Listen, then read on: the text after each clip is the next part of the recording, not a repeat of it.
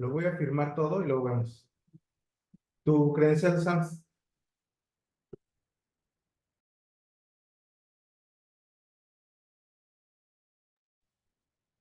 ¿Aló? ¿Qué onda, Sandra? ¿Nos escuchas bien? Sí, yo escucho perfecto. ¿Ustedes me escuchan? Sí. Súper. Ok. Vamos, Marco. Voy a dar el... Bueno, vamos a empezar. Buenos días. Muchas gracias por acompañarnos. Empiezo yo en español, Sandra, y después tú das la bienvenida en inglés y les explicamos la dinámica a Thom y a Lance. Estamos aquí en el auditorio de la biblioteca de la Universidad Iberoamericana. Estamos aquí un grupo de estudiantes de la maestría, del doctorado y de profesores. Estamos aquí acompañados por Ricardo y Laura, que nos acompañan de la Universidad Panamericana. Y pues es un gusto recibir aquí en la Universidad Iberoamericana a Thom Gencarelli y a Lance Strait, que nos visitan, vinieron, y agradecemos mucho a Laura por haber hecho las gestiones para tener aquí a estos invitados distinguidos. Y bueno, tenemos la dinámica de la forma siguiente. La profesora Sandra Vera, que está en Zoom, nos va a ayudar a moderar esta actividad. La idea, como está programado, ahorita se los describimos, Sandra, es que empecemos escuchando las reflexiones de Thom, y después escuchemos las reflexiones de Lance y hagamos una ronda de preguntas o intercambio de ideas. Tenemos calculado concluir la sesión a las 12:40, o sea, tenemos 1 hora con 20 minutos más o menos aproximadamente, para después llevarlos aquí a comer y después para seguir sus actividades en el otro campus de López. Así que bueno, antes de darle la palabra a mi compañera Sandra, nada más quiero decir que me siento muy congratulado. Además, nos acompaña Iván. Iván es estudiante de doctorado.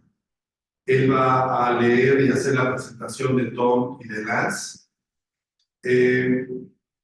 Nos sentimos muy honrados de recibir la visita de Thom y Lance. Sabemos que ellos son fundadores de la Media ECOLOGY Association. Sabemos del trabajo académico que han desarrollado ambos desde hace varias décadas. Y bueno, nos sentimos muy gustosos de saber, de tener la noticia de que el próximo año se va a llevar a cabo aquí en México, en la Ciudad de México, con la sede de la Universidad Panamericana de nuestros colegas, el Congreso de la Media Ecology Association en junio del 2025, y pues estamos encantados de colaborar en todo lo que podamos y sumar para que este congreso sea maravilloso, tan bueno como todos los congresos que se han hecho en la Media Ecology Association. Estamos encantados de recibirlos, así que sin más, querida Sandra, te cedemos la palabra para la conversación. Adelante. Hi, hello. Nice to meet you. Very, very pleased to be part of this event. And then it's my duty to welcome you, like formally from the Department of Communication as the head of internationalization of the department. And so I will just explain in a few words what we are supposed to do for the next hour and 20 minutes. And then you'll have the time to have some lunch and then continue your journey that I know is well charged. So for the very first place, just like to welcome you again, and in the name of the department, the director of the department, and the whole team, it's really my pleasure. We're very honored and pleased to have you around, and thank you for the Universidad Panamericana as well to share this moment with us. And we're like super happy, and we're very, very proud and excited to do whatever might come. We're like, count us in any ways. Then whenever I finish, it will be very short. Ivan will introduce you, so he'll read some aspects of your path and journey. And finally, the dance floor will be all yours. First to Thom, if I may, with Media Ecology Essential Readings, and then to Lance, if I may also, Media Ecology, an approach to understanding the human condition. And we'll have some questions and answers afterwards, and then we'll have a brief discussion.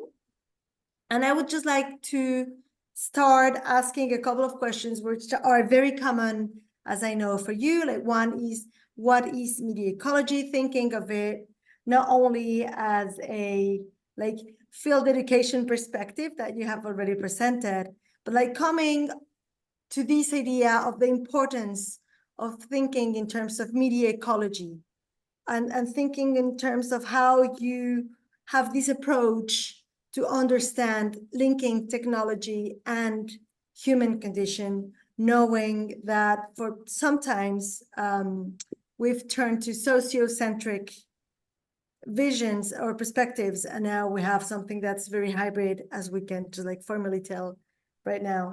And so I'll just pass the words to Ivan, and then, as I said, you have your time. Please take your time to tell us whatever you want to share with us, and then we'll just ask some questions. Thank you very much, and please, Ivan, you can, like, if you can introduce them, it would be very nice. Thank you. Buenos días. Nice to meet you. Iván Abadía, I'm PhD student of doctoral communication here in University. Bueno, voy a presentar primero al doctor Thom Gencarelli. Es profesor y presidente fundador del programa de comunicación Próxima Generación del Martínez College, que se estableció en agosto de 2007. Fue presidente de la Media ECOLOGY Association, la New York State Communication Association, la New York City Communication Association en 2 ocasiones. Tesorero, miembro del patronato del Instituto de Semántica General, editor de la revista oficial del Instituto ETC, A Review of General Semantics. Sus líneas de investigación son Media Culture, Theory and Criticism, with a particular, con un énfasis particular en música popular, Media Ecology, Media Education, Media Literacy, and Children and Media. Es coeditor con Brian Cogan de la antología Baby Boomers and Popular Culture, and Inquirer into America's Most Powerful Generation. Y actualmente tiene contrato para escribir Searching for the Notas Correctas, ensayos sobre medios, música y significado, que publicará en revistas. Welcome, doctor. Vamos a permitir presentar al doctor Lance Strait. Es profesor de comunicación y estudios de medios de la Universidad de Portland, donde se desempeñó como director del departamento, director asociado de estudios de posgrado, director asociado de estudios de pregrado, director del programa de estudios profesionales de nuevos medios. En la Escuela de Ciencias de Fordham, ocupó la cátedra de comunicación de la familia Harvard en la Universidad de Villanova en 2015 como profesor invitado, recibió un nombramiento honorario como profesor titular de la Universidad de Henan en Kaifeng, China, en 2016. Lance es actualmente presidente del Instituto de Semántica General, anteriormente se ha desempeñado como director ejecutivo del IGS, fundador de Media Ecology Association, y se desempeñó como presidente de esta asociación durante más de una década. También ha sido expresidente de la Asociación de Comunicaciones del Estado de Nueva York, la Sociedad de Semántica General de Nueva York, y actualmente copresidente de la Junta Académica del Centro Global de Escuchas. Es profesor reconocido internacionalmente por su erudición, liderazgo intelectual y actividades creativas. Tiene amplios temas, habrá una gran cantidad de temas en el campo de la comunicación en muchas disciplinas, pero principalmente es conocido por su trabajo en el campo de la ecología de medios, con especial atención al trabajo de Marshall McLuhan, Walter Home y Neil Postman, así como sus contribuciones en el estudio de nuevos medios, tecnologías digitales, cultura popular y comunicación simbólica. Es autor de múltiples libros, entre ellos On the Binding Vice of Time, Amazing Ourselves to Death, y Media Ecology and Approach to Understanding the Human Condition, además de colecciones de poesía. Editor de varios libros, se ha desempeñado como editor de diferentes revistas, entre ellos la Exploration in Media Ecology y coedición de diferentes antologías. Actualmente participa en varios proyectos de investigación que incluyen un examen de la relación entre tiempo y tecnología, una investigación teórica de la ecología semántica, una visión general de la evolución de los sectores mediáticos y un estudio filosófico sobre Marshall McLuhan. Ha recibido múltiples premios. En 2013 el premio Walter Home de la Media Ecology Association y en 2018 el premio Marshall McLuhan al libro destacado por Media Ecology and Approach to Understanding the Human Condition. Y bueno, welcome. Thank you. Thank you for just.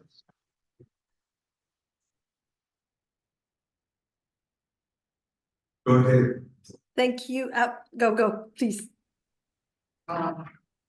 So I'm sorry, task 2, what is media ecology? It said, what's media? The way that I explain it to lay people and to The way that I explained it to lay people and to introductory students is to talk about it as a branch of what is media studies, really unification in media studies. And folks who say that they do media studies or who are studying this area tend to do one of the things. They tend to be interested in content, right? The idea that we watch television, we go to the movies, we listen to music now, right? What we're doing always is we're gravitating to, we're interested in the content. We go to see a specific movie, watch a specific show. And so studying media content, right, with respect to Clune's point that the medium is the message itself, it seems to me that we're not really interested in media per se. Then there are people who study the media industries and try to understand how, with respect to the fact that there are a very small number of companies in the world that control this industry, this cultural industry, as Adorno called it, and one of our friends who's passed away, Herb Schiller, called it, right? Culture Incorporated. And it's really important to understand those industrial practices and deal making and the ways in which that so much influences what we refer to as our popular culture, or what we in mediatology just refer to as the overall media culture and media environment in which we all live, that we all share, because this is a very small number of companies that control everything. They're not asking us what we're interested in. They're not asking us what we want. They're simply trying to get our attention to bring that to the and then there are people who study us, who study audiences, who study users, who study readerships, who study markets. In other words, folks coming from the tradition of effects research, coming from the tradition of uses and gratifications research, and they're interested in why people do what they do, gravitate to what they gravitate toward with respect to their use of media in daily life. The idea, I use an exercise with my students very often, again, in my introductory class, where I ask them to do two things. One is to take an inventory of their daily use of media, right? When they wake up in the morning, right? They wake up with an alarm from their cell phone. Well, it's the device and the app that is the alarm. So from the moment you wake up, what are your media exposures? What is the sum total? What kinds of things? As you walk down the street and you see a bus pass by in the ad, you notice these things, pay attention to the sum total for, again, a waking day. And then the other thing that I ask them to do is the harder exercise, is to spend a day avoiding all of this. And when I say avoiding all of it, it means you can't talk about these things, right? So it's really interesting component of what is under the umbrella of media studies to think about, people, to think about us. And then we get to the fourth group of folks who are interested in media themselves. And that's where mediatologists come in, except for the fact that we're not simply interested in our media of communication. We have a much larger definition of what media are. And I always have to remind the students that media is plural, right, not singular. We following McLuhan, right? All technologies are media, all media are technologies. Clearly, and that's important. But again, you think about the device versus the apps that we use. Going back to what's the content on the device, what's our user content. But again, when McLuhan would say that all technology are media, okay, let's start with the first invention. The first invention is picking up a stick or a phone and realizing that, in his words from his title of his book, Understanding Media, it's an extension of the human arm, the human impulse. And what are we going to use it for? It becomes a tool, right? also becomes a weapon. I've argued in terms of my interest in music, it also becomes the preferred act of percussion, right, of drumming, the original bound instrument rather than creative.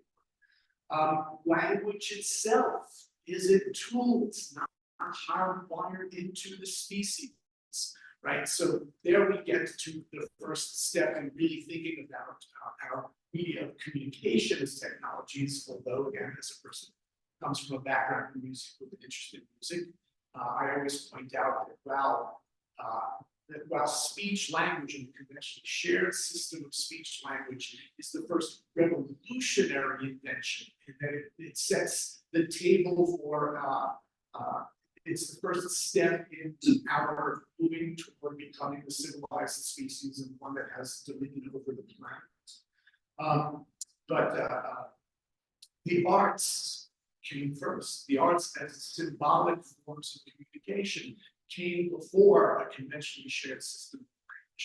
And it's really important to recognize that they are symbolic inventions, that they are the symbol-making species, as well as, again, with the first revolutionary invention, the languaging species.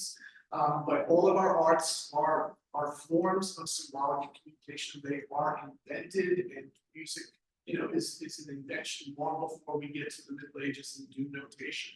So we have this expansive idea of what media are, and the project that is media ecology continues to expand out. We continue to be interested in not just people studying what is going on and where what is going on now is going, but all of the kinds of ways in which people appreciate ways in which human beings have they're tool-making species, and that we have our tools of doing, but also our tools of telling.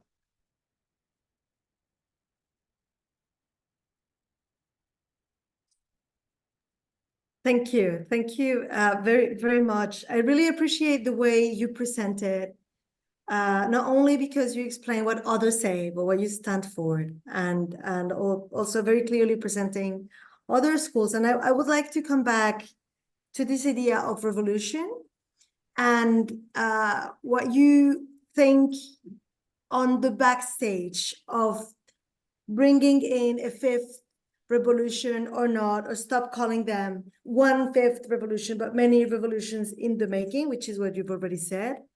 How would you apprehend these very fast changes, thinking in the power of the device and not the power of the content or what people might get from that content? So would you talk about like the fifth or many revolutions in the making, or should we stop talking about revolutions and just think of something else? How do you think about that? To me, that's the burning question that's driven most of my career, that we have sort of accepted that there are 4 revolutionary inventions, again, in our technologies, our media of communication, right? Speech is the first, systems of writing, later, right? We pretty much have agreed that we have a fully developed conventionally shared system of speech language by around the time that the Neanderthals die out and Cro-Magnons become ascendant. And it's, of course, really interesting to think about whether there was a proto-language out of which all languages developed someplace in Africa, or whether people developed languages in different places in the world because we knew, or we realized that we needed language, we needed a way to cross the chasm between us. And that would explain for us the fact that there are such vast differences in existing languages across the world. So, this is by around 40,000, 35,000 BC, and then systems of writing start to develop with cuneiform around 6,000-ish BC, moving toward the invention of the alphabet by Semitic peoples who, trading with the Greeks, brought it to Greece, and there's the flowering of Western civilization and all of our traditions in the Western world. Right, I guess in the 400 BC or so, like 499, I think was Socrates' death. Is that right? I think so. Anyways, moving forward to the invention of the mechanical type printing press in the 15th century, that gets us out of the Dark Ages, right, in Western Europe, and moves us into the modern age from the early medieval period to the later medieval period. It is, in effect, the start of the Industrial Revolution in two ways, right? We have our first form of mass communication with the invention of the type printing press. We also have, it's an assembly line for text, right? And an assembly line creating exactly, exact copies. That's the idea of industrialization. That's, I guess, one of the most important technologies is this idea of assembly line production. We have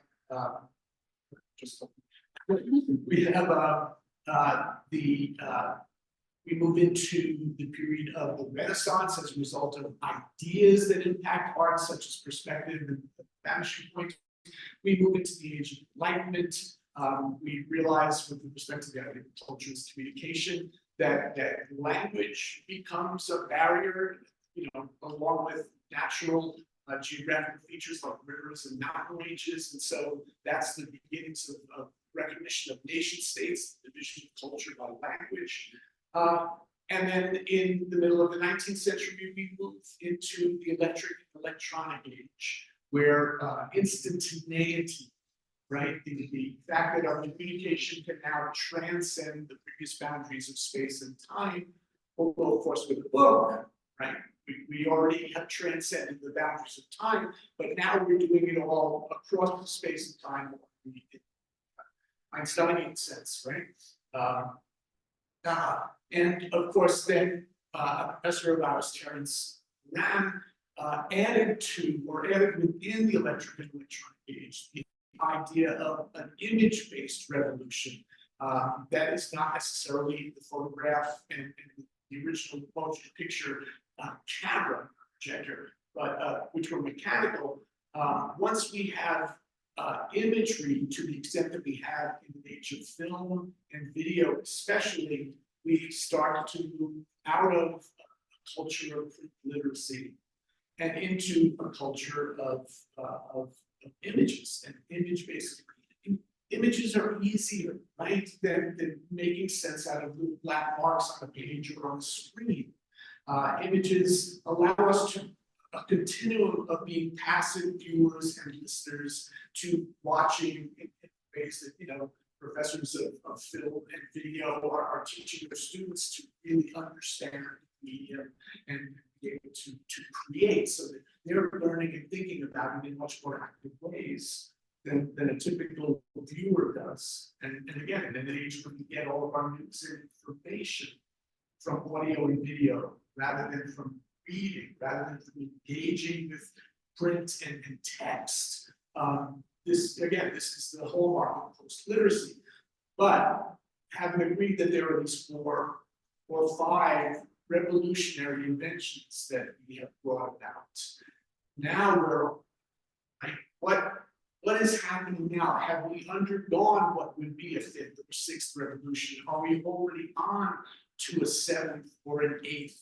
And again, if you look at the original 4, as I presented them, they seem to be coming closer together, which would suggest, yeah, we are, to use a word from Elizabeth Eisenstein, who wrote a book, The Printing Press as an Agent of Change. She talks about, she uses the Latin word, the incunabula, right, the cradle period, where the invention, we have it, but it hasn't really fully, we haven't realized its full impact and competence yet.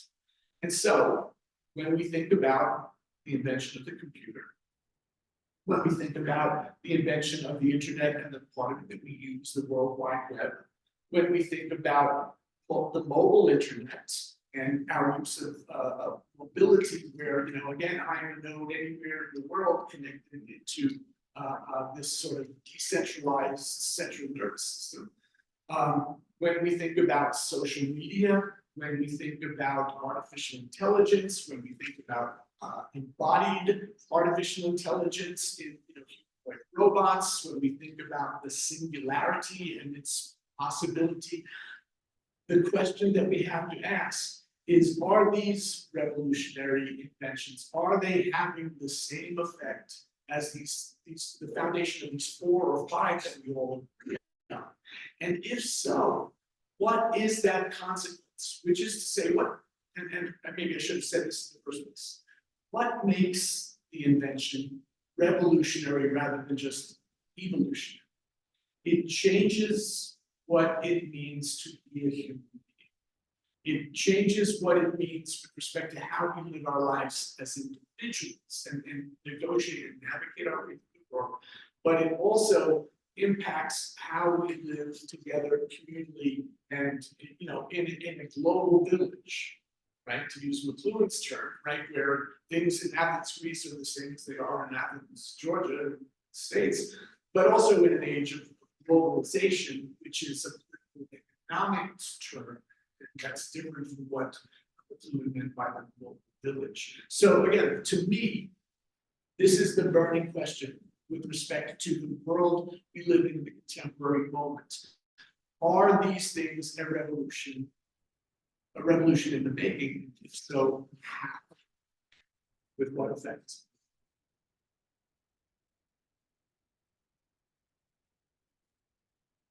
Thank you very much. And only to wrap this idea, because I have a couple of questions on these veins still. What would you, because you talked about computer, then World Wide Web, then mobile internet, then the artificial intelligence, then robots, then singularity. And then the question that comes to me is from media ecology perspective, or from media ecology approach, could we consider that all these fast changes revolutionary? I will take that for granted, and then we can discuss, if you want, as a threat. Like, is it something that we should be afraid of or not as humans? Like as in human condition, I mean, like, should we, like, and I will bring something that comes from something, like another question coming from another literature, but changing the authority from God to humans, individuals, the people, and then to algorithms. That's something that's very fashionable nowadays in tech literature, like tech communication literature. And they say, well, it's not that we should be afraid, but that we should consider that authority now belongs to, or now we're giving them algorithms the opportunity to have the authority, or in some aspects to govern. I want to be, like, I know this is very, very slippery, so I want to be very careful, and I'm not being very clear, but how do you see all these fast changes from the media ecology approach? That question? I think I do. I'm sorry. That's right. Oh, it's the answer to the exact question. But, I think one of the most important, Les and I were both taught by Neil Postman and Christy Nystrom, and also Terry Moran, mentioned before, in the media ecology doctoral program at New York University. And we honestly were both blessed to have been students in that program at that time, because it was just a short period in the history of higher education, media study in the United States. And one of the things that we learned was that what's important is that we ask questions more so than we provide answers. Now, we have about an hour, we could sit and we could give you all kinds of answers that we think are interesting and possibly, really what is going on. But the most important thing is, I think, to realize that we just need to be asking these questions. And as as teachers and scholars, we need to be addressing these questions to young people who are going to be both living in this world and negotiating and navigating their way, through life with these things to come. But also, again, very often with respect to programs and communication and media, we're educating people who are going to go to work in these industries, right? And are going to be responsible for ways in which things are, the ways in which we are going to develop these things and the ways in which they are then going to have the wide-ranging global consequence and far-reaching consequences that they have. Now, if I heard the question, a shift occurred with the invention of the printing press, in that communication became a business. And a business of books is a great thing, right? If books in the 15th century and then on, through, again, what Einstein calls the incunabula, into the age of the Enlightenment. And the Enlightenment ideas, we return to the Greeks and the Romans and we start thinking again and realizing that this is a great conversation and it's never going to end.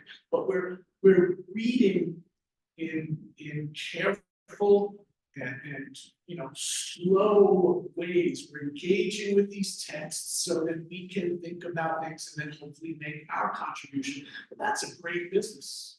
That's a great offering to humanity. But that's not where we are once we get into an age of mass culture in the latter half of the 19th century.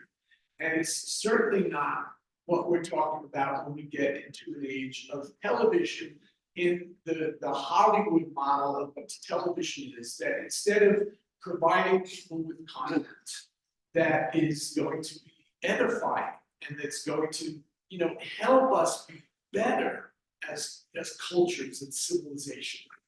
Now what we're doing is we're simply trying to get and hold people's attention for as long as we possibly can, because people are the product.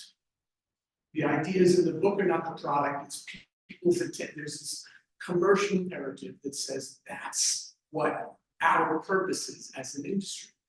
Okay, so move forward into a world of the worldwide web with 13 point, one of my students looked this up the other day, 13.2 billion unique websites, right? And 8 billion people on the planet, not all of whom are wired or wireless into it, but certainly are interested in using it. And social media where the content is us. It's user-generated content. We give it up for free so that these companies can sell advertising back to us, sell our data, and then again, moving into, well, it's a separate step because we're really only on the precipice now to talk about artificial intelligence and to talk about embodied artificial intelligence. Everything up to that point, it seems to be saying that we have given up our agency. Maybe not us, because we think about and read about and talk about this stuff all the time and try to get our students to do the same. But for the world at large, we've given up our agency to these industrial powers. Now, also, as I say that, and I know Mesa is probably jumping in a bit to jump in, I'm stepping away a bit from doctrinaire media ecology, because I'm starting to talk about what I said is another approach to media studies, which is to think about industrial practice.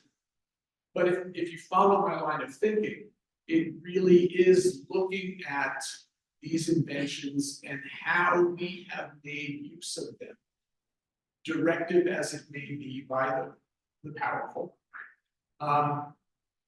They are our culture at this point. They are our environment, and we need to make them visible as again, teachers and scholars to our students, and in making them visible, ask people to think about them and the consequence they have. I hope I answered your question. It raises more questions, which is the important thing. Dr. Straight, do you have anything to say to these questions I've just asked? Sure. Well, Thank you. there's no such thing as documentary media ecology. That's not the way I would ever express it, because we have different points of view. And, it's not an ism. Media ecology is not an ism. It is a collection of different ideas that can be applied in different ways. I think you also, as scholars, we have to look at the context in which people are writing and discussing things. And last night we were just talking about, for example, Heidegger, who I disliked intensely. He was a Nazi, and everything that I've ever read by him or about him sounds like gobbledygook, word salad to me. Other people take offense at that, but part of the point, I have a friend or colleague at another university who likes Heidegger and says, well, you have to understand he was responding to Kant, and I don't care about Kant. I think it's not relevant.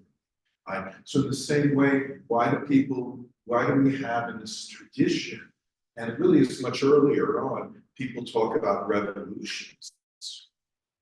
Well, because they're responding to something. They're responding to the way that sociologists and historians have used phrases like agricultural revolution and industrial revolution.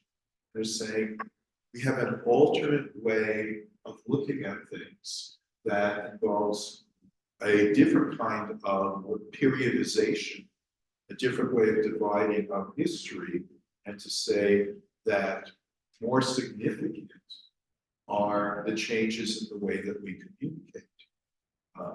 Now, I also differ with the way Thom explains media ecology as a subset of studies, because I think it's quite the opposite.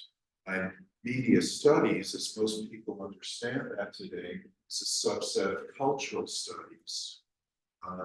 Whereas in media ecology, we generally see it the opposite way, that culture comes out of media, because media is the environment and culture is what forms inside the media.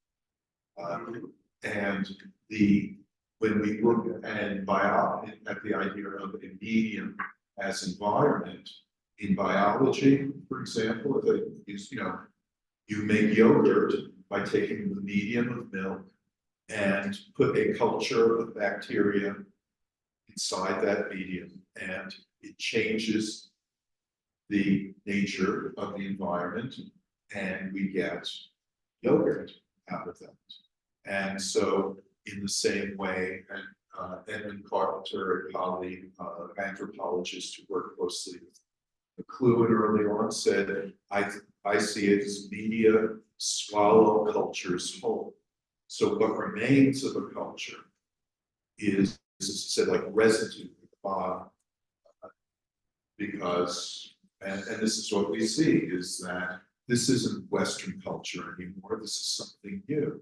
And the observation that McLuhan made early on, that he put it in ways that we wouldn't say today, that the West is going Oriental, becoming more like an Asian culture at the same time that Asia was being Westernized, that we created an entirely new culture out of that. But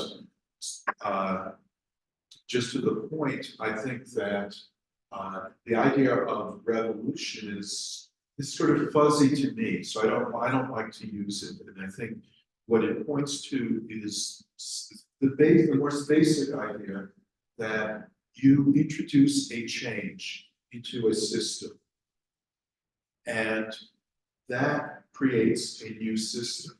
You don't have the old system plus something new added. It creates an entirely new system. And so back in McLuhan's time, and again, they're responding to what? The received understanding of Western world history at that time, which privileged Western culture. And so he said the alphabet is the language. Later on, other scholars, Walter Ong, our fellow Jesuit, Jack Goody, another anthropologist, they come along and say, well, wait a minute, we can see much of that, those changes are about writing in general and go beyond the Western culture. And this is so that its writing creates one kind of environment, and it's differs depending on the kind of writing system you have. And the alphabet is certainly closely connected to the distinctive qualities of Western culture. But even if we go back even before the book, Harold Innis, wrote about paper. And before that, the importance of writing materials in the ancient world, the papyrus, the lightweight material that gave rise to empires, because to have an empire, you need to control from a distance. So you need a system of communication, which is why every method of communication ever developed is military, has a military component to it. And in the United States, we call it command and control. You have to control from distance. This is the cybernetic function with that. And because we also include, and media ecology does not exclude anything. So we include cybernetics, relational communication. If you're familiar with Gregory Bates, this is the ecological view, and Václav and his comments. So we understand that point of view. So there is no, and paper really is the beginning. We want to say, well, the Renaissance, and they kind of made some critics said, McLuhan, you're crazy because you say printing caused the Renaissance. The Renaissance started first. And yes, we take a step back. When paper comes to the West, which is around to the 1200s or 1100s, I forget exactly, but right when it comes, that's when we get the commercial revolution. We get Marco Polo, right? And we get the copy shops, not coffee, but copy shops, scribes in the cities out of the monasteries and universities who make copies, handwritten copies for free, and we get accounting. We start to get that revolution going and more literacy. And that spurs the drive to find a way to create an automatic form of writing, which drives the desire that we associate with Gutenberg, but in fact there were 7 different people in 7 different cities in Germany, and Gutenberg gets the credit, but who knows who exactly created it. And so again, to me, revolution was, with their conveniences. There are easy ways you want to, and especially for teachers, you say, okay, it's a revolution. And then we started to talk, okay, in the 19th century, there was a communications revolution, but that consisted of multiple inventions piling up one after the other. What Worsted called the graphic revolution, which starts with photography, and really that comes before electricity, but they come in parallel.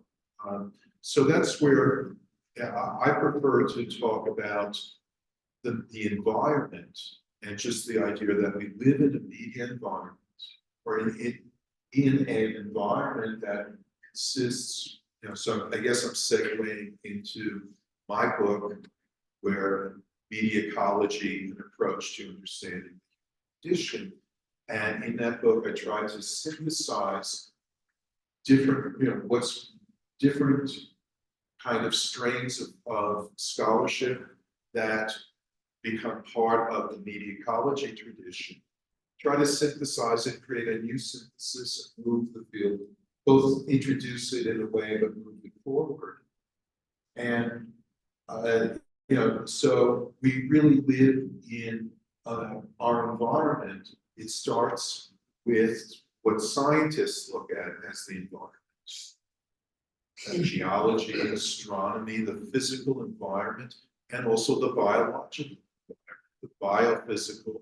They would be called the natural environment, but we have trouble with that phrase because it's arbitrary. But we understand that we live in a biophysical environment, and that shapes us. That shapes, you know, I mean, that's natural selection, that's Darwin, right? That you are subject to that biophysical environment, that is the ecosystem. You know, the biophysical environment also includes other living things. And and it includes our own biology. We're shaped by our biology. You know, Camille Paglia, whose father taught at Le Moyne, right? I'm gonna talk as a fellow Jesuit here to make those connections. Le Moyne is it's a Jesuit university in Syracuse. She comes out of that, but you know, she talks about the difference between male and female anatomy. Drawing on Freud, you know, just to say that we have to understand that our, you know, physical biology makes a difference, which allows the male body and the male psyche to have the delusion that we can define nature, where female biology is much more subject to nature because of menstruation, pregnancy, that you can't completely, you know, have that illusion. You know, and that's a little controversial. You know, I add to that, well, it's also true that when you get old, you learn this as well. And if you're sick, you learn this as well. But it's sort of like the kind of body you have, you know, changes your sense of it's part of your environment as well. But the point is that we understand that we live in that environment. Within that environment, every form of life changes its environment just by its very existence. Metabolism, basic function of life, reproduction, putting others like you into the environment. It changes the environment. That's what technology is at its heart. So I really tried to say, well, what is technology? There's no good definition of it. What is it that it's really, you know, the most basic principle of technology, changing your environment, hopefully to make it more conducive to your survival of your species. So every form of life does this, and then certain forms of life do so beyond their own biological processes. But that's not limited to human beings. And media ecology scholars, especially Lewis Mumford, Ravens, also Edward T. Hall, another anthropologist, talked about this, that animals in particular create external technology. And the most extensive, Mumford was also one of the pioneers of urban studies. He studied architecture. So he pointed to look at beehives, look at anthills and termite nests, look at how birds build nests. And this is technology, but we overlook it. And it's a little bit controversial, but Mumford argued we tend to overlook containers as technology. And he pointed to that as feminine technology as opposed to masculine technology, which is more, you know, tools and weapons and instruments. But that the containers are even more significant as technologies. But we get to humans, of course, and our use of technology becomes much more extensive. But he says, you know, go back to the beginnings of the hominids, and what you say, birds building nests are much more sophisticated than anything that our evolutionary ancestors did. But you know, I think we could also point to fire as, you know, one of the perhaps the earliest of technologies of our evolutionary ancestors. And Claude Lévi-Strauss points to how fire introduces this principle of transformation from the raw to the cooked. Is the principle of transformation that he suggests is the entry into the symbolic realm, because symbols are forms of symbolic transformation, right? Transforming experience into something other than direct experience, something that we can express. Right? So all of these things are part of our technological world, which is a world of material objects and artifacts. And on top of that, we live in a symbolic, which is the language, that for an English speaker, thinking in English, living in a world that is full of signage in English. And it's a different, and iconography, pictures that we use. I mean, this is all part of our symbolic environment. And that is also, and it relates directly to our biophysical environment because language is hardwired, not the specific language, but the capacity for language. That's one of the reasons why traditionalists in communication want to say language is not a medium, speech is not a medium. Media ecology, yes, of course it is. Of course it is. Right? The body is a medium. Anyone who is in dance or theater will tell you that. It's obvious. So nonverbal communication is a medium of communication. Our sensory organs are media of communication. And when they differ, or how they differ from other species, give us a different world to live in. So all of this, and so the symbolic realm is not completely separate from the biophysical realm. All three of these realms, one exists inside the other in one sense. I didn't bring the model, but the model I use is internal tangential circles, so they all meet at a point. But within it, of course, the physical environment exists without us, the biophysical without human beings. The technological exists for certain languages, but it really is there with all language. And symbolic realm is almost entirely, arguably entirely human beings. So that's how I would answer it. I would just say that in trying to work out what is the key to media ecology, I centered on 4 key terms, and one is medium. And as already indicated, and Thom brought this up, we take a much more expansive view. So in a sense, it's not so much, is it a medium or isn't it a medium, but under what conditions or how can we understand it as functioning as part of the environment and as a medium through which we relate to our environment. And what I try to explain is that, later McLuhan talked about extensions. Less so, he was there, he also talked about environment. Max Frisch, novelist, wrote that technology is a means for us to never have to experience our environment. But whatever extends you comes between you and what's out there, and so it becomes your environment, right? This room extends us, it comes between us and the outside world. So it is our environment. And that relates to symbols too. When I look at the world and say, oh, that's a bird and that's a tree, it comes between me and the direct perception of the environment. And so it becomes my environment because that's what I see. I see a bird, I see a tree. I don't experience the unfiltered, unmediated perception. So medium is the key term. And this is a way of looking at things, an approach. That's why I call it an approach. It's a field, it's an intellectual tradition, but it's also a method. It's a way to understand things. And even, like McLuhan made the point, this is like Levi-Strauss's, the binary, going back to Saussure, right? It's binary. Rich defines poor, poor defines rich. McLuhan put it another way. Nobody was poor until there was wealth. Wealth is the medium, right? And that creates poverty. Without wealth, there is no poverty. Right? So we can also use it as a thinking device. Think, what is the medium and what is the message, or what is the environment and what is contained within the environment? The second key term, the one that is least explored, is bias.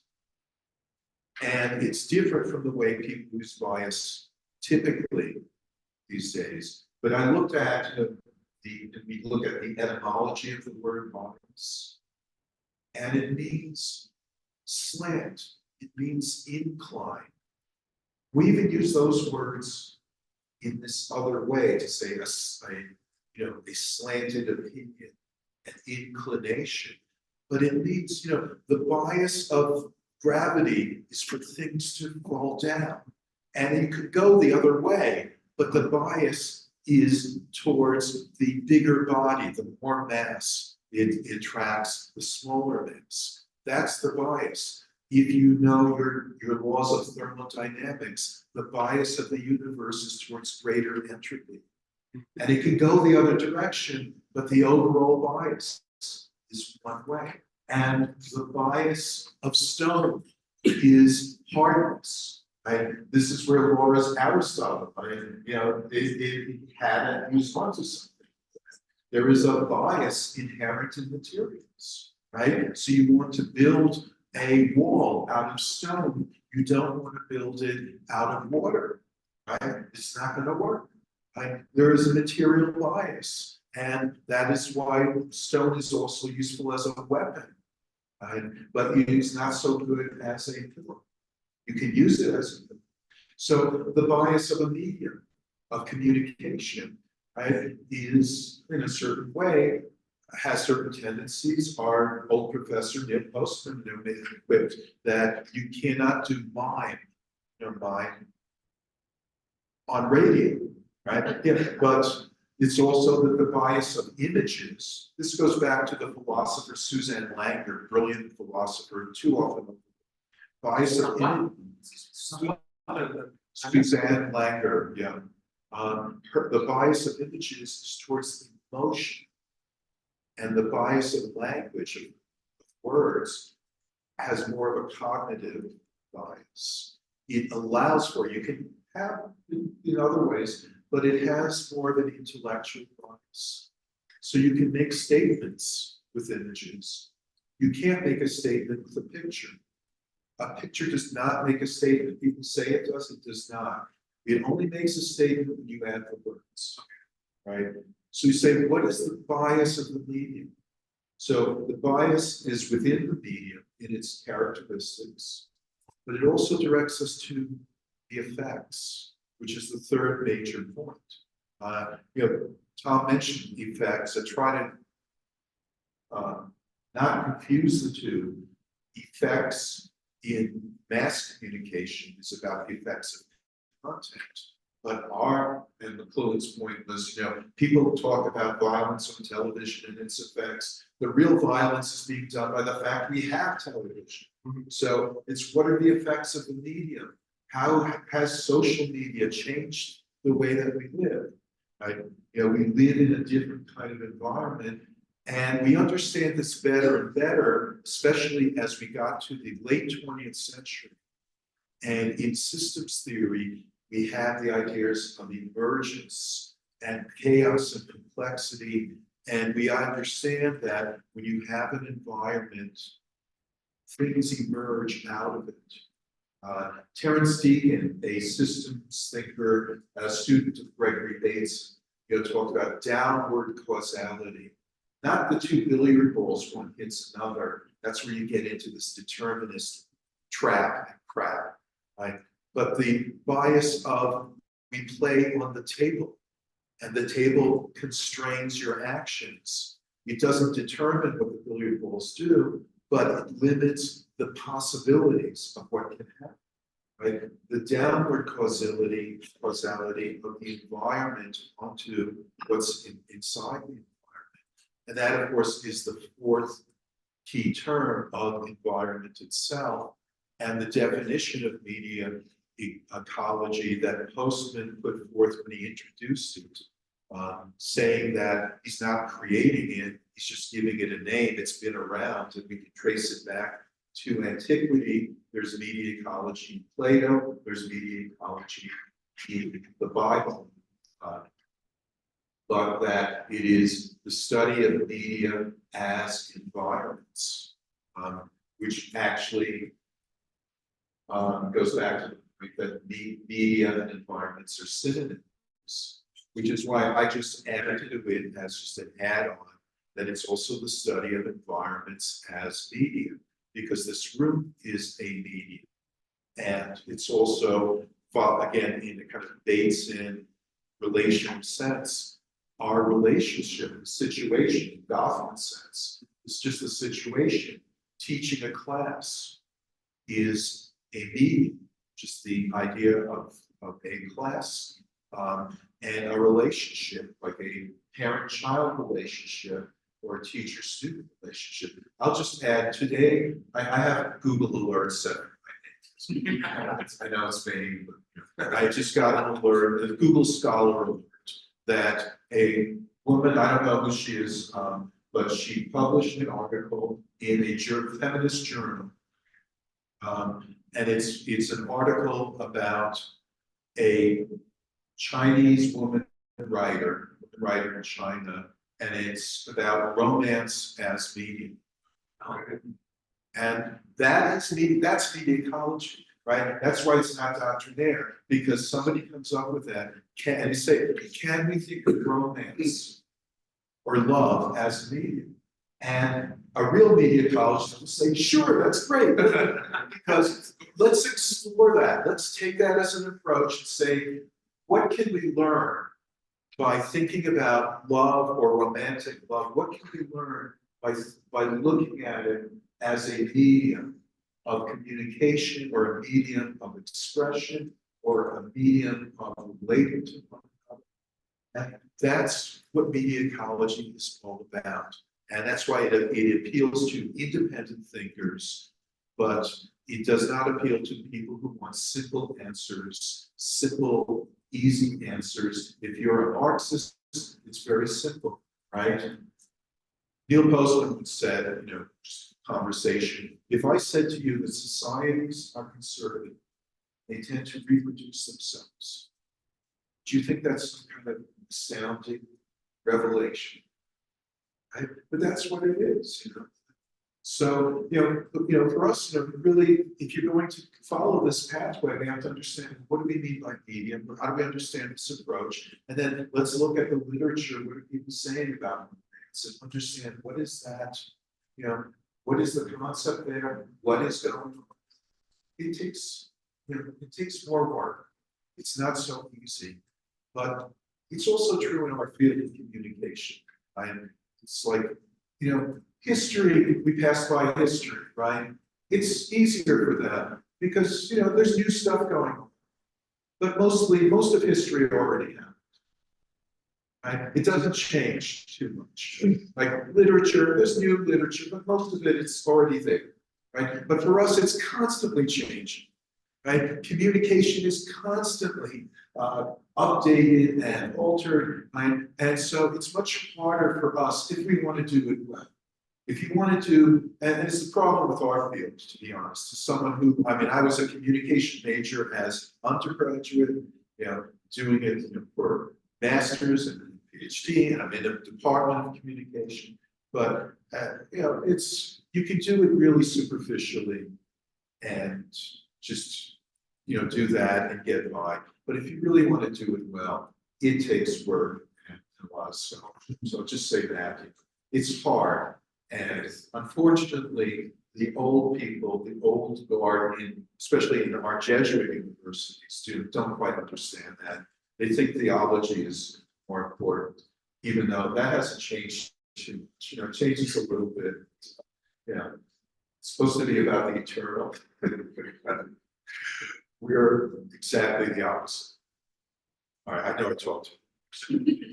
Thank you so much. And I have a question, which is not mine, and I hope the translation will be okay. And you answered partially, but I'll ask it anyway. When you talked about, it was talking about structuralism and then going back to Marx. And so the question would be, what are the theoretical / epistemological underpinnings to use environment and biological references when the second question is, what is the relation between media ecology and critical thinking? So thinking in a very feminist way, like, is it possible to think feminism from media ecology? And as far as I'm asking the question, I realize how it might be like nonsensical to think it in like very disciplinary ways. Yeah. But I don't know. I just like, would it be possible to think critical feminism with a media ecology approach? So but yeah, absolutely, because first of all, media ecology can be approached in two ways. People who are not primarily in media ecology can draw on it for tools, and they have, or people in media ecology, because it's open, right? It's not this sort of closed thing, like, you know, you can incorporate, we can bring in other perspectives. So absolutely, in the Media Ecology Association's journal, Explorations of Media Ecology, there was a special issue on gender and media ecology. Unfortunately, it wasn't, you know, it wasn't that good, you know, and these things happen. But there is, you know, Walter Ogg, to name one, wrote a book about masculinity, and you know, and he was answering Wilson in sociobiology, you know, trying to talk about that. But if you know, I think Camille Paglia, I would consider within media ecology. And so when she's talking about the body, and that you cannot deny the physical body, but to also look at the difference between the masculine and feminine experience. Right, that is, you know, part of it. Leonard Shlain, he's not a scholar, he was actually a surgeon. He's sort of a follower of McLuhan, sort of an amateur kind of scholar. And he took the idea of the goddess, which I guess goes back to Jean Houston. That's sort of a pop idea, but you know, the argument is that once upon a time there was a culture, early cultures, or I think early Neolithic cultures, worship of the goddess. And then the alphabet came in, writing, especially the alphabet, and that went along with patriarchy. I think the better thing is that in oral tradition and oral cultures and mythology, there is more of an openness in religion, in the spirituality of both male and female gods and goddesses, and the divine having both of these aspects. And that the alphabet and literacy tended to be mostly about men, right? That it was mostly men who learned to read and write, and became the dominant force in religious experience. And so in ancient Greece, created with a very hierarchical sense that Zeus is in charge.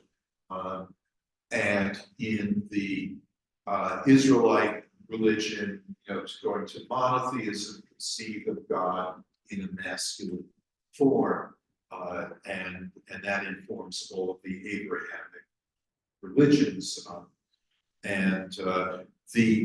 For Shlain, who was more into the biology of it, he got into the left versus right brain understanding that the alphabet particularly privileges the left brain, which also goes along with the way men's brains tend to be more left brain dominant.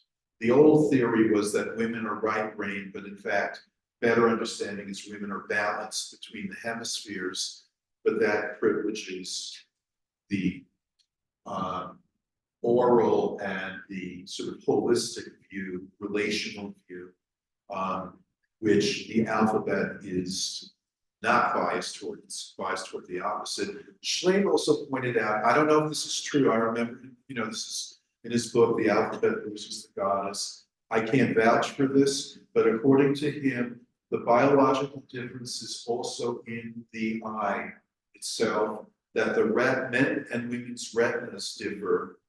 And I forget I think the rods and the cones are for focus and the rods are peripheral. And that men have more rods, are stronger on the rods, which gives stronger focus, which is what literacy again emphasizes. And that women have, no, that's the cones, right? The women have less of the cones, but more of the rods, so better equipped for peripheral vision and less equipped than for that form of literacy. I'm not supporting that. I'm just saying that these are ways. I also say Walter, who is much better scholar, really the ideal scholar. And he had an interesting point that in literature, because he was a scholar of literature, that in the beginnings of the novel, it was largely males writing the novel. Cervantes, arguably the first one, educated in the rhetorical tradition, which is part of the traditional Jesuit education too. When women started to become more literate, and they would learn privately from tutors, and did not have that strong oral residue, but were more purely literate than men were.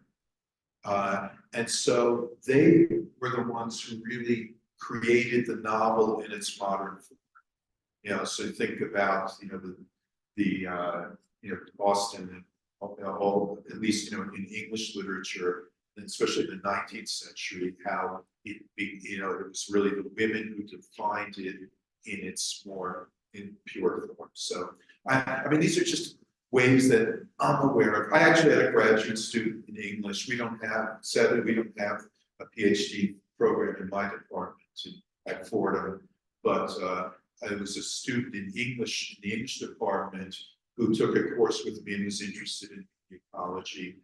And she looked at 19th century literature and within a feminist view. So she was looking at how 19th century literature approached, incorporated the daguerreotype and the telegraph.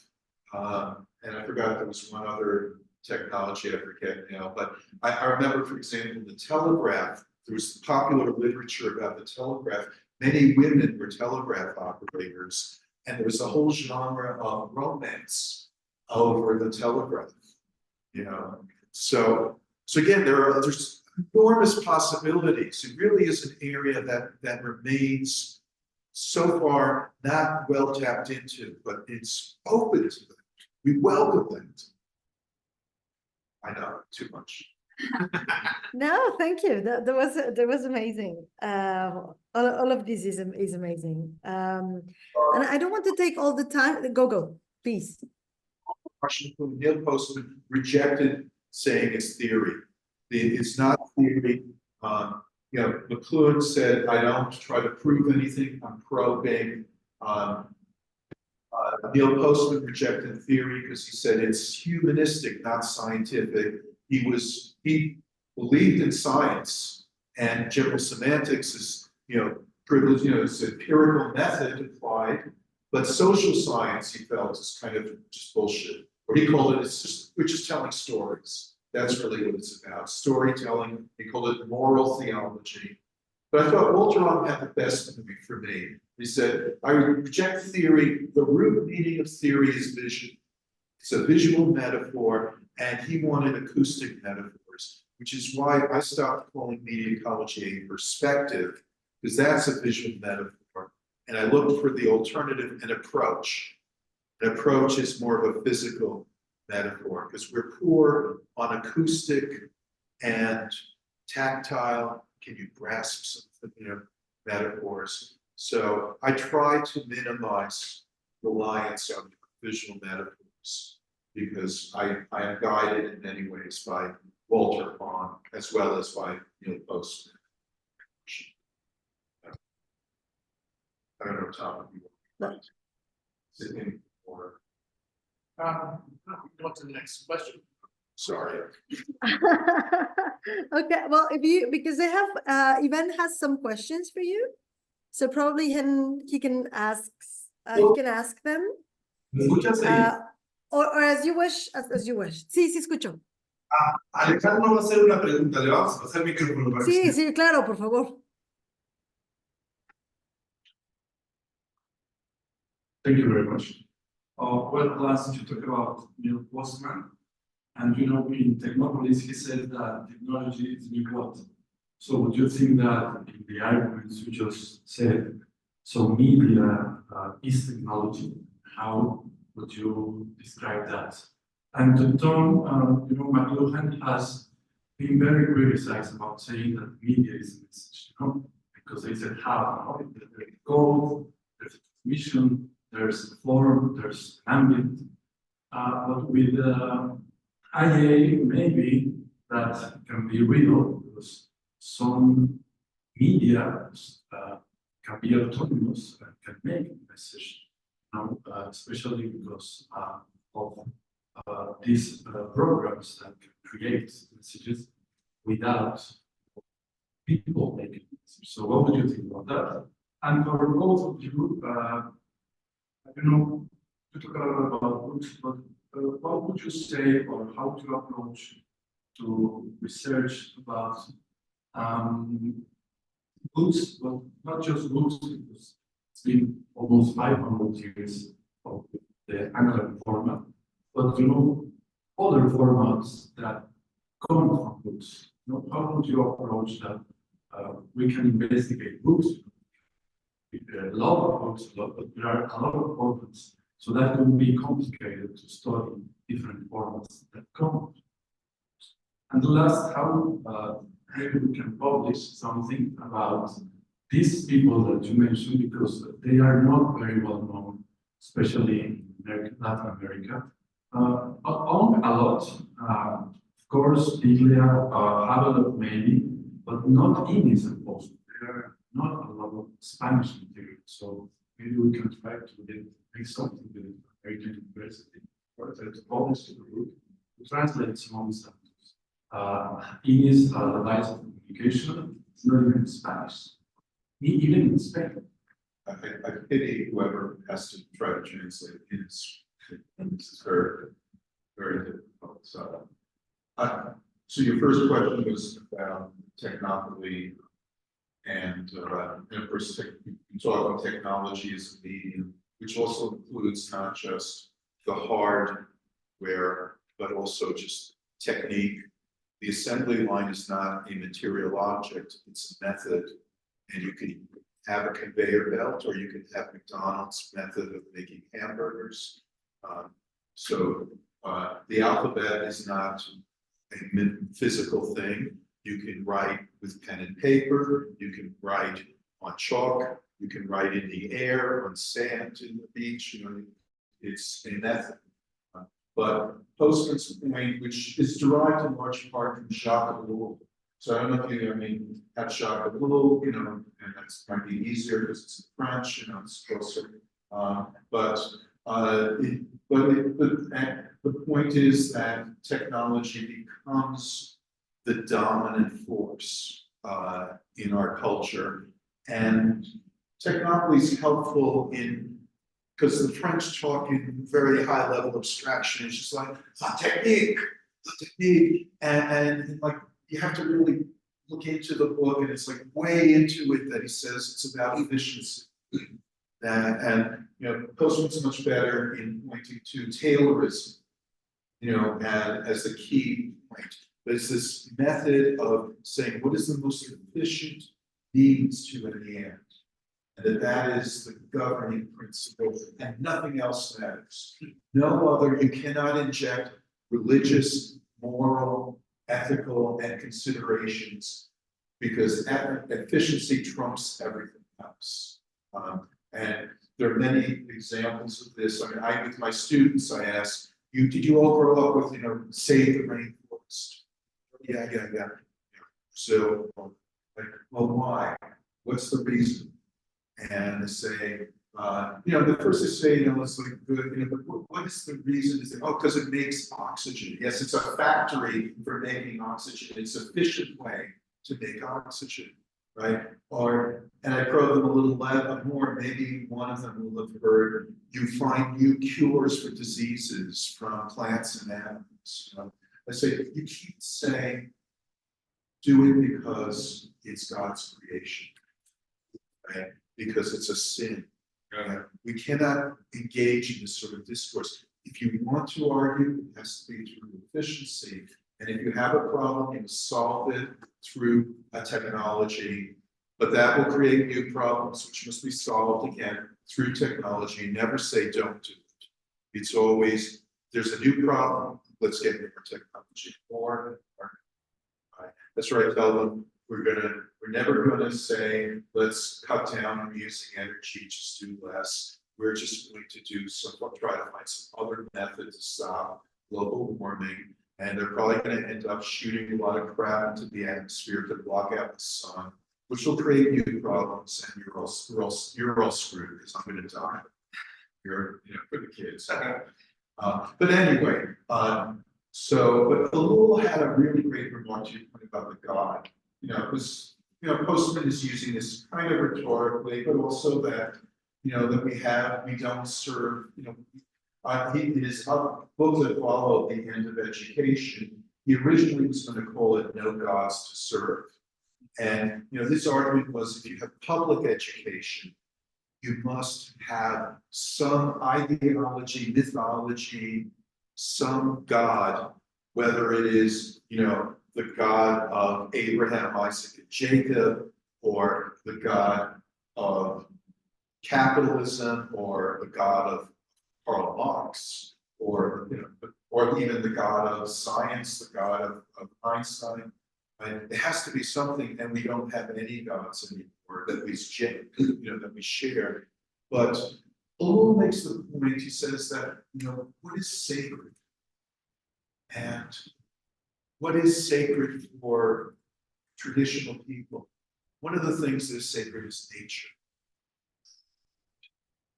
But what is the experience of indigenous people, traditional people, is that because nature is powerful, right? That's also polyism. We are subject to nature. But what you find is that whatever comes along and is more powerful, and destroys what you consider to be sacred, that then becomes the sacred. And so when the Spanish came here and destroyed the indigenous people's ways of life, the Spanish Catholicism became sacred, right? And they knocked down the tribal shrine and they erect a church, and that becomes sacred. Like the Muslims, the Islamic peoples conquered Jerusalem, and on the sacred mount of the Jewish people, they put mosques, right? This is how it works. So what conquers nature? Technology, right? But that destroys nature. We're destroying nature, right? It is more powerful than nature. Sometimes we're reminded that it really isn't, but most of the time we are, right? If it's raining outside, who cares? If it's too hot outside, who cares? So that he suggests we treat it like as if it's sacred. And so he points to how we treat like automobiles, and that when we see a car being destroyed, it's like right, because it's sacred. We treat our technology as if it's sacred. So that's to answer your first question. Over to you, Thom. So I actually became a ecologist before I arrived at the PhD program. I studied a master's degree, Queens College in the city, University of New York. And I studied fellow James Chesbrough, who was a former president of the National Communication Association. I took a class called Forms of Being. And as someone who went on to teach as part of my repertoire, Well, here's the. I taught, they were classical language. Television, not language television. What I had the students do was an exercise, was to take a work of literature, a piece of a chapter in literature, and to develop a script. But what I was looking for were the kinds of problems that I could throw at them, like this, for instance. What if you're reading 5 pages of the omniscient narrator's internal monologue? Like 5 pages of verbiage, but yet contained in what she's thinking to herself is critical to the story being told. Turn that into a script. Are you going to have a person sitting there looking into space on campus about how it's over? No, that would make terrible, video, terrible film. But you have to then figure out a way to get that point into what you do. And so you have to change the story. Tell the means by which you tell the story based upon truth. And that's the simple point of it. And the medium dictates, it shapes, it has its own requirements and its strengths and weaknesses that are then going to determine how we tell stories. And if we go back to the idea of social science as storytelling. And by the way, in the United States, discipline of communication media studies is considered a social science, which is kind of weird. No, in New York State, it's right. Well, they're even calling it STEM, they're even categorizing it That's right. under science, technology. It's like, That's the Department of okay, Security. that's good because you get money then. That designation is from the Department of Security right now. But and I always joke, well, social sciences, humanities, I go both ways. But with respect to the idea of thinking about this storytelling, that's what we do. What have we been sitting here doing for the last hour and change? Right? It's we're telling a story about what we think is how our thought processes and our scholarship and our influences have led us to think about these things. So, okay, let's make it clear. No one's going to want to listen to guys, we're not going to be working, I'm sorry, not you. Talk for an hour. Right, so I think that, right there is the understanding. And again, we teach radio, right? Yes. Right, if you're thinking about podcasting and oral media, you only have 3 things to use. You have voice, you have music, you have sound effects. No. And why did television become so important and lower wave radio as an industry for entertainment and information? Well, not because of the entertainment, not because of the information, but because with respect to advertising, showcase. And that was the great, multi-channel affordance of television that they had. So this is that's my answer. Gotta say the question, but this. Oh, okay. See. Thank you very. I'm sorry, we have to interrupt you, but I think we're running out of time.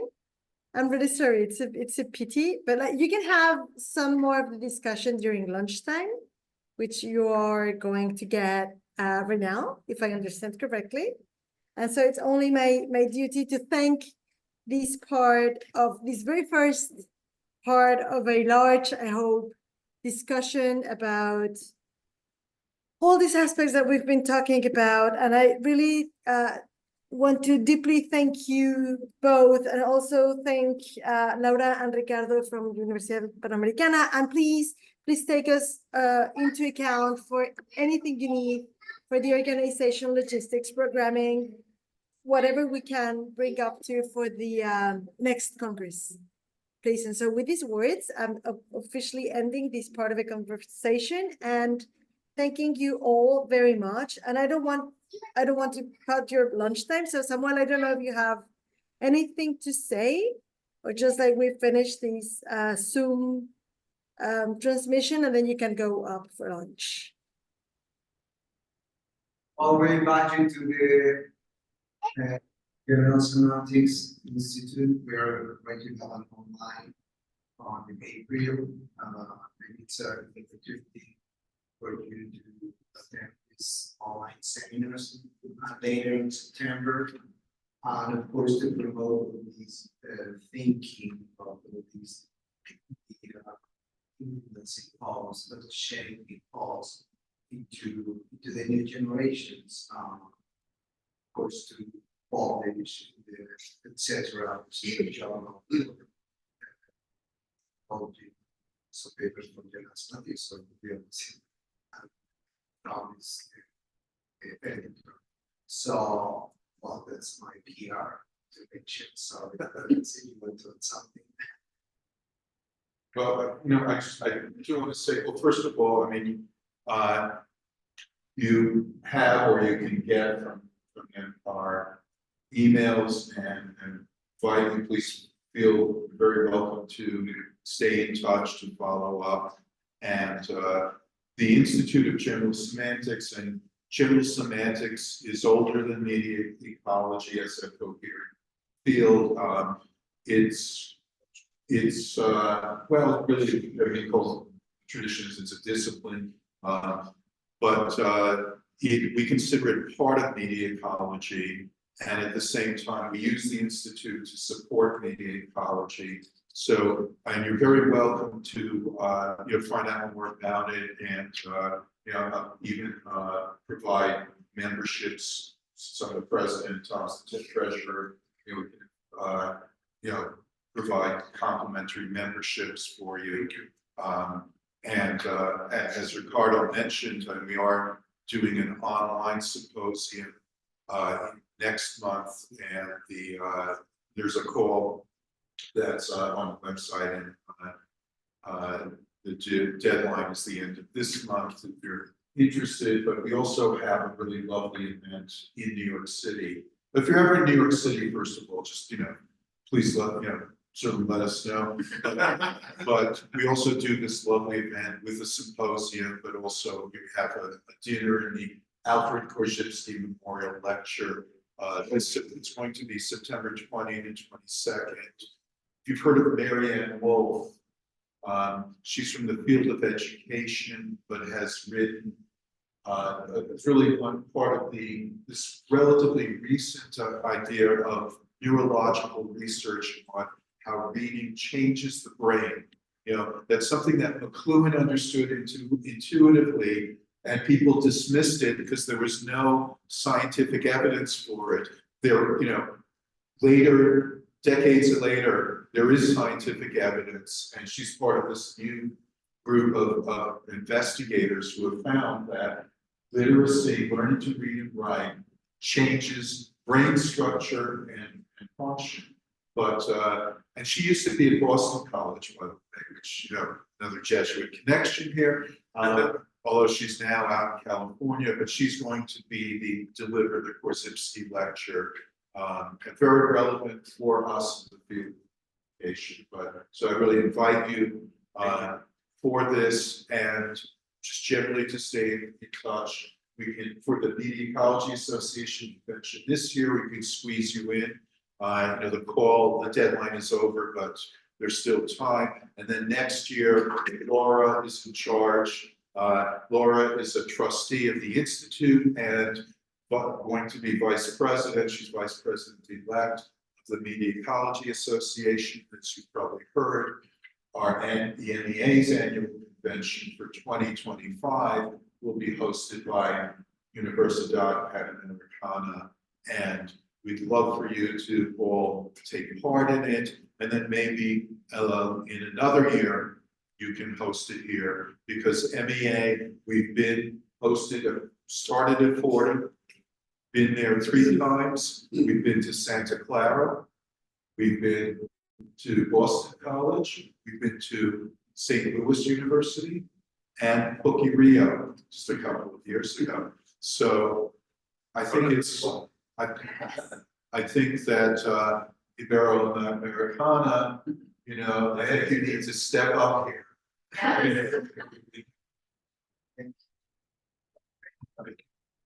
No, that's good commercial. The advanced closing for the institute is on April 7th. So okay. Perfecto. Muchas gracias, Sandra. Thank you very much. Thank you. Thank you very much. Ciao. See you.